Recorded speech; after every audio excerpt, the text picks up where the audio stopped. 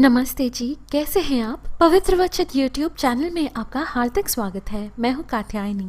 दोस्तों, जिस घर में तुलसी के पौधे की रोज पूजा होती है उस घर पर भगवान श्री हरि विष्णु जी के साथ ही साथ माँ लक्ष्मी की भी सदैव कृपा होती है, क्योंकि पुराणों में तुलसी जी को माँ लक्ष्मी का ही रूप कहा गया है और भगवान विष्णु जी की प्रिया है, इसलिए उन्हें विष्णु प्रिया हरि प्रिया भी कहा जाता है। भगवान विष्णु जी की पूजा तुलसी दल के बिना तो अधूरी ही मानी जाती है। ऐसे में जिस घर में तुलसी जी विराजमान हैं, वास्तु के दृष्टिकोण से उस घर के वास्तु दोष मिट जाते हैं।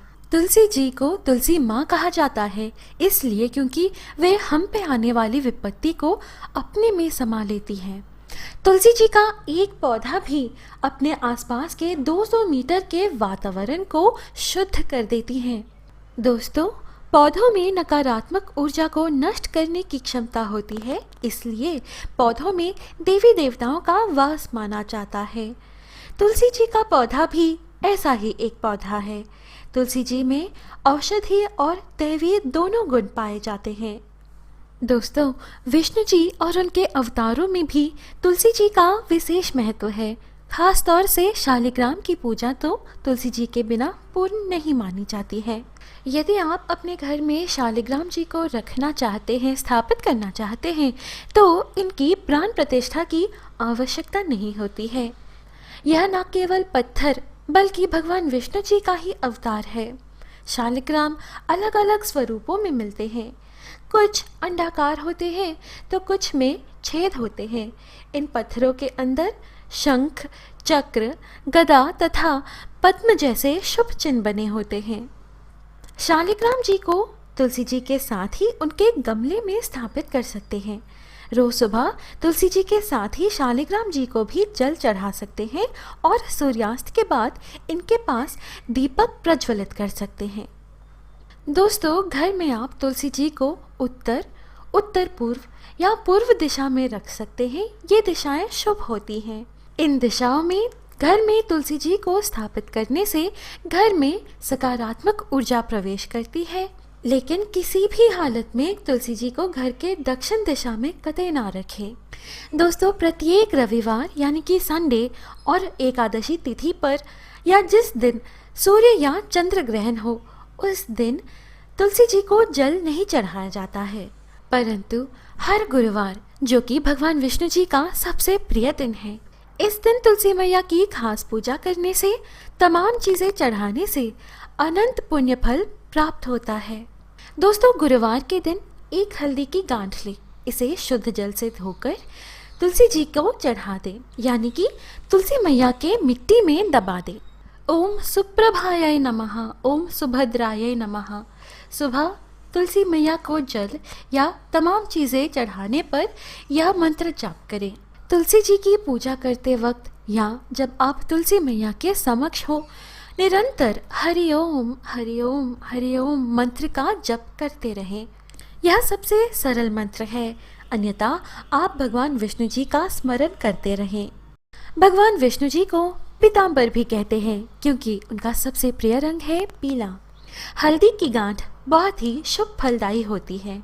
दोस्तों, तुलसी मैया को आप लाल चुनरी अवश्य चढ़ाएं।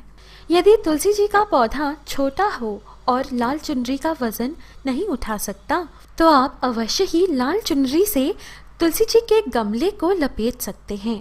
जिनके वैवाहिक जीवन में परेशानियां हो, उन्हें यह उपाय अवश्य करना चाहिए। कैसी भी परेशानी हो, एक कोरे कागज पर अपने सारे दुख दर्द को लिखकर तुलसी जी के मिट्टी में दबा दें।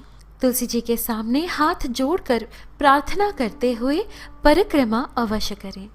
प्रतिदिन तुलसी मैया को जल चढ़ाने के बाद 3 बार क्लॉकवाइज डायरेक्शन में, यानी कि घड़ी की सुई की दिशा में परिक्रमा अवश्य करें। इससे न केवल आपको सकारात्मक ऊर्जा मिलती है, बल्कि आपके हर एक मनोकामना शीघ्र पूर्ण होते हैं। तुलसी जी को आंवले भी चढ़ा सकते हैं। खास करके जिनको संतान की इच्छा है, उन्हें यह उपाय अवश्य करना चाहिए। दोस्तों, आप तुलसी जी के पौधे में, यानी कि तुलसी मैया के मिट्टी में ही श्री राधे कृष्ण की मूर्ति, चाहे वो लकड़ी की बनी हो या मिट्टी की, अवश्य ही तुलसी जी के साथ स्थापित करें। इस उपाय से घर के सभी सदस्यों में प्यार बना रहता है और गृह कलेश समाप्त होता है। दोस्तों, ज्यादा मात्रा में तुलसी मैया को जल ना चढ़ाएं। तुलसी जी के पौधे को थोड़ी सी ही जल की आवश्यकता होती है। दोस्तों, कहा जाता है कि घर की अवस्था उस घर की तुलसी जी को देखकर ही अंदाज़ा लगाया जा सकता है। इसलिए तुलसी जी की सही देखभाल करें, उन्हें कड़ी धूप में ना रखें और हर 2-3 महीने में एक बार 1 छोटी चम्मच जितनी एप्सम सॉल्ट तुलसी के मिट्टी में अवश्य डालें। पूर्णिमा की तिथि पर चंद्रमा को दूध से अर्घ्य दिया जाता है। तुलसी मैया पर भी आप दूध के 2 या 3 बूंद से छिड़काव करें। ज़्यादा मात्रा में दूध तुलसी मैया को चढ़ाएं ना। यह उपाय करने से आर्थिक परेशानियों से मुक्ति मिलती है। दोस्तों, आपने यह वीडियो एंड तक देखा है, इसलिए आपका बहुत बहुत आभार।